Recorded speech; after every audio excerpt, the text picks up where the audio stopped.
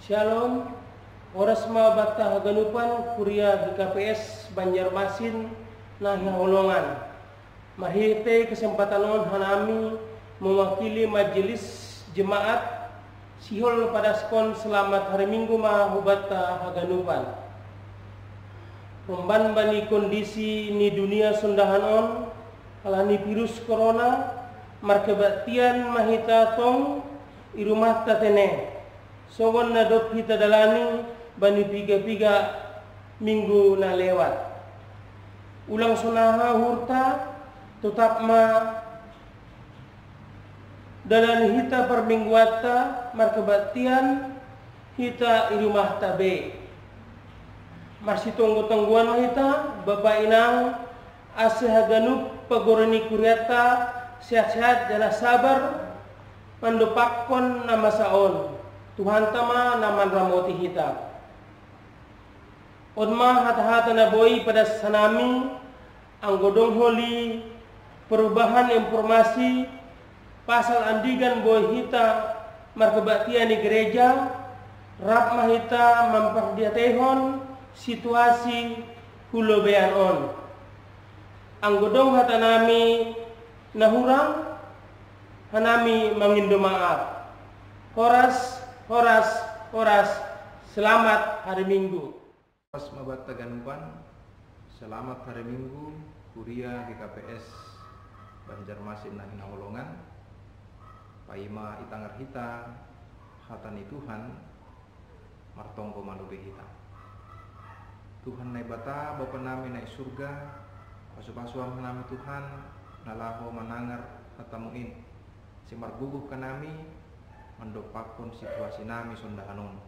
Tolong atemu Tuhan. Dari Yesus Kristus jaloham tonggo nami. Amin. Baik, saudara-saudari yang dikasihi Tuhan, firman Tuhan tertulis di dalam Mazmur 42 ayat 1 sampai ayat 6. Demikian saya bacakan. Untuk pemimpin biduan, nyanyian pengajaran Bani Korah. Seperti rusa yang merindukan sungai yang berair, demikianlah jiwaku merindukan Engkau ya Allah. Jiwaku haus kepada Allah yang hidup. Bilakah aku boleh datang melihat Allah? Air mataku menjadi makananku siang dan malam, karena sepanjang hari orang berkata kepadaku, di mana Allahmu? Inilah yang hendak kuingat, sementara jiwaku gundah gulana. Bagaimana aku berjalan maju dalam kepadatan manusia, mendahului mereka melangkah ke rumah Allah dengan suara sorak-sorai dan nyanyian syukur dalam keramaian orang-orang yang mengadakan perayaan. Mengapa engkau tertekan, hai jiwaku, dan gelisah di dalam diriku? Berharaplah kepada Allah, sebab aku akan bersyukur lagi kepadanya, penolongku dan Allahku. Saudara-saudari yang dikasihi Tuhan, ketika manusia menghadapi masalah, ada dua sikap yang berbeda yang dilakukan oleh manusia ketika menghadapi masalah. Sikap yang pertama adalah ketika manusia menghadapi masalah, maka dia akan semakin mendekat kepada Tuhan. Dan sikap yang kedua, ketika manusia menghadapi masalah, maka dia akan semakin menjauh dari Tuhan. Sikap yang pertama, sikap semakin mendekat kepada Tuhan adalah ketika seseorang menghadapi masalah, maka dia justru semakin memperlihatkan ketaatannya di dalam imannya. Dia semakin rajin ke gereja, dia semakin rajin berdoa, dia semakin sabar, dan dia semakin bisa menghadapi masalah itu dengan kepala yang dingin, dengan hati yang tenang. Justru dia mengandalkan Tuhan setiap kali dia mendapatkan masalah itu.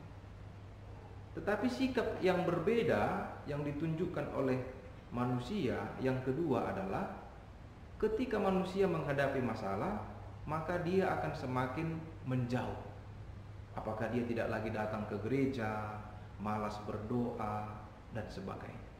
Saudaraku, ketika masalah datang dalam hidup kita, kita diperhadapkan pada dua sikap itu. Mana yang akan kita pilih? Apakah kita akan semakin menjauh dari Tuhan, atau kita semakin mendekatkan diri kita kepada Tuhan? Pengalaman pemazmur di dalam konteks firman Tuhan pada hari Minggu ini mengatakan dengan jelas bahwa ketika pemazmur itu mendapatkan masalah, bahkan dikatakan di sini sepanjang hari dia dituntut oleh orang-orang sekitarnya mempertanyakan bagaimana Allah dan kapan Allah itu menolong dia. Tentu kita bisa rasakan bagaimana seseorang yang setia di hadapan Tuhan harus mendapatkan perkataan-perkataan dari orang-orang di sekitarnya yang mempertanyakan kapan, bagaimana Tuhan akan menolong dia.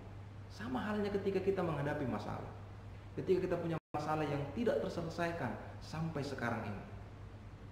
Ketika kita mendapatkan masalah yang belum ada solusinya, maka banyak akan orang di sekitar kita yang bertanya kepada kita, kapan akan selesai? Itu semua membuat kita menjadi semakin stres, semakin pusing, dan semakin membuat kita lagi tidak berdaya. Tetapi justru di sini sikap yang diperlihatkan oleh pemazmur di sini yang pertama adalah dia mengatakan justru jiwanya haus kepada Tuhan. Itu artinya ketika dia menghadapi masalah, justru dia mencari-cari Tuhan.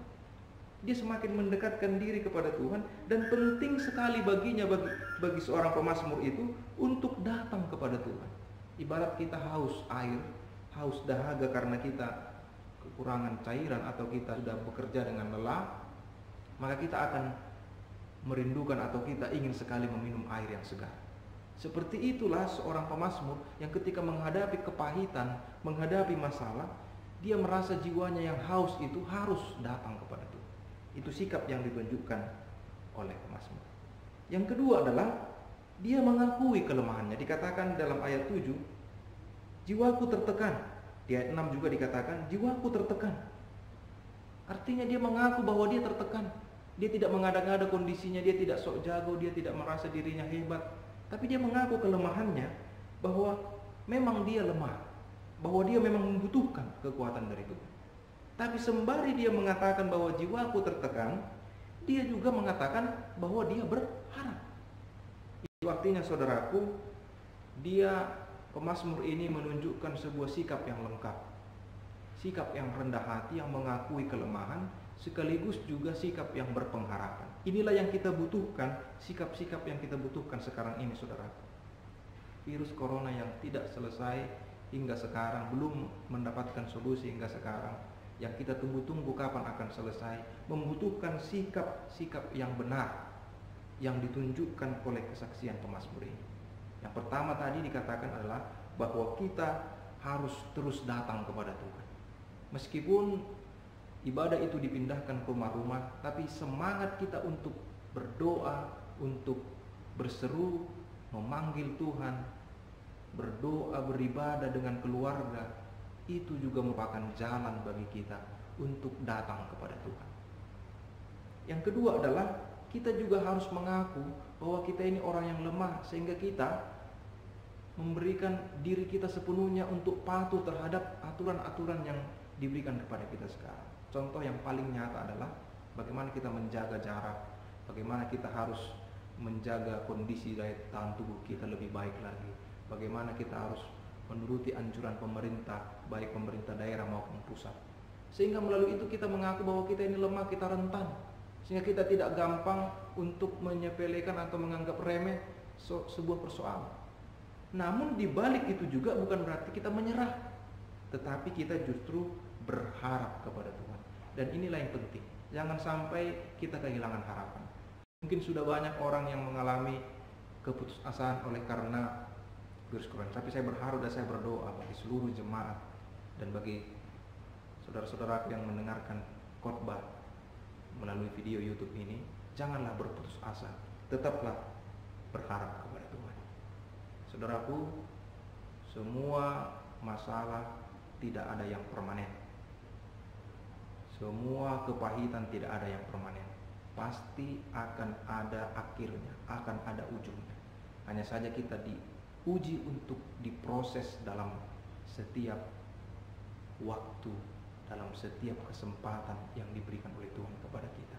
Dan inilah waktunya bagi kita untuk semakin menguji, semakin memurnikan iman kita, agar melalui kondisi hidup kita yang sulit sekalipun, kita tetap menghadap kepada Tuhan, kita tetap mengandalkan iman kepada Tuhan.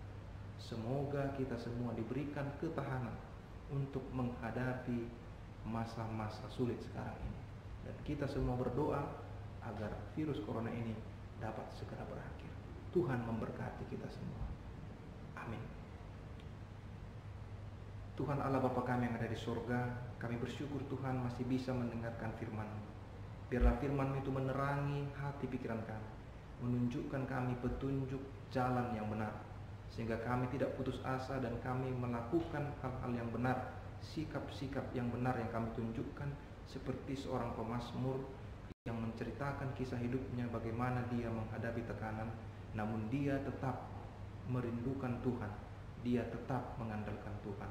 Untuk itu ya Tuhan, berikanlah kami kekuatan ketahanan tubuh, agar kami mampu menghadapi masa-masa sulit ini.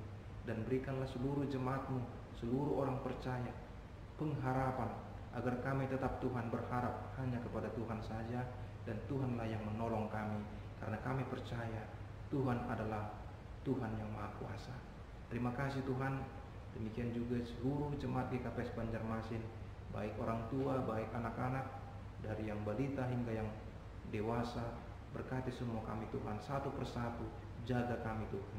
Terima kasih Tuhan, ampuni dosa kami, agar kami layak memuji memuliakan Engkau. Dalam nama Yesus Kristus kami berdoa dan mengucap syukur. Amin.